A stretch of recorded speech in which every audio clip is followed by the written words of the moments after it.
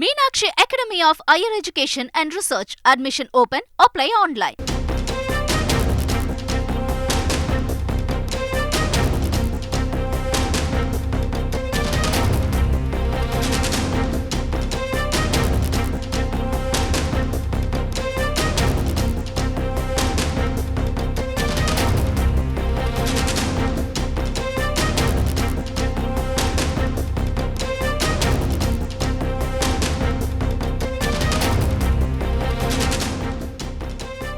முல்லை பெரியாறு அணையை இடித்துவிட்டு புதிய அணை கட்ட அனுமதி கோரி மத்திய அரசுக்கு கடிதம் எழுதிய கேரள அரசுக்கு எதிர்க்கட்சித் தலைவர் எடப்பாடி பழனிசாமி கண்டனம் தெரிவித்திருக்கிறார். விவரங்களை செய்தியாளர் பிரகாஷிடம் கேட்கலாம். பிரகாஷ், இது தொடர்பான முழு விவரங்களை பதிவு பண்ணுங்க.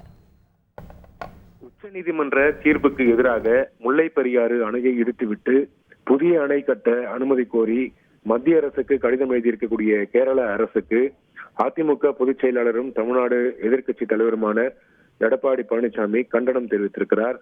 உடனடியாக இந்த விவகாரத்துல உச்ச நீதிமன்ற தீர்ப்பின்படி சட்ட நடவடிக்கை மேற்கொள்ள வேண்டும் என்று தமிழ்நாடு அரசையும் வலியுறுத்தி இருக்கிறார். நீண்ட காலமாக முல்லை பெரியாறு அணையை இடித்துவிட்டு புதிய அணை கட்ட வேண்டும் என்று கேரள அரசு நீண்ட காலமாக கோரிக்கை விடுத்து வருகிறது. இந்த விவகாரம் தொடர்பாக உச்சநீதிமன்றத்திலும் வழக்கு தொடரப்பட்டது.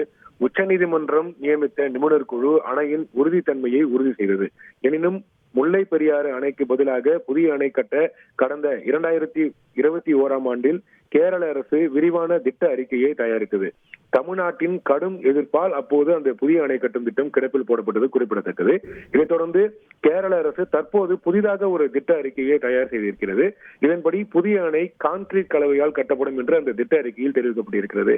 அணையின் நீளம் 438 மீட்டர், உயரம் 53.63 மீட்டராக இருக்கும் எனவும் அணையின் நீர்பிடிப்பு பகுதி 624.5 சதுர கிலோமீட்டராக இருக்கும் எனவும் திட்ட அறிக்கையில் தெரிவிக்கப்பட்டிருக்கிறது. இந்த நிலையில கேரள அரசின் இந்த நடவடிக்கைக்கு அதிமுக பொதுச் செயலாளர் எடப்பாடி பழனிசாமி கண்டனம் தெரிவித்திருக்கிறார்.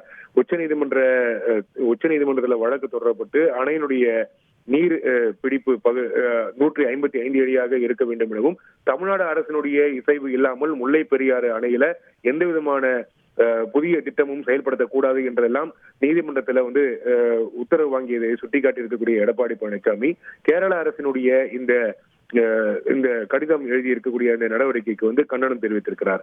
முல்லை பெரியாறு பிரச்சனையில திமுக அரசினுடைய செயலற்ற தன்மையால் மதுரை, தேனி, திண்டுக்கல், சிவகங்கை மற்றும் ராமநாதபுரம் ஆகிய மாவட்டங்களில் இருக்கக்கூடிய விவசாயிகளும் குடிநீருக்காக நம்பி இருக்கக்கூடிய பல மாவட்ட மக்களும் இன்றைக்கு வேதனையில் இருப்பதாக தன்னுடைய அறிக்கையில் எடப்பாடி பழனிசாமி சுட்டிக்காட்டியிருக்கிறார். இனியாவது திமுக அரசு கூட்டணி கட்சி என்று பாராமல் உச்சநீதிமன்ற தீர்ப்புக்கு உட்பட்டு உரிய சட்ட நடவடிக்கை எடுக்க வேண்டும் என்று தன்னுடைய அறிக்கையில எடப்பாடி பழனிசாமி வலியுறுத்தி இருக்கிறார். விவரங்களுக்கு நன்றி Prakash. Meenakshi Academy of Higher Education and Research. Admission open. Apply online.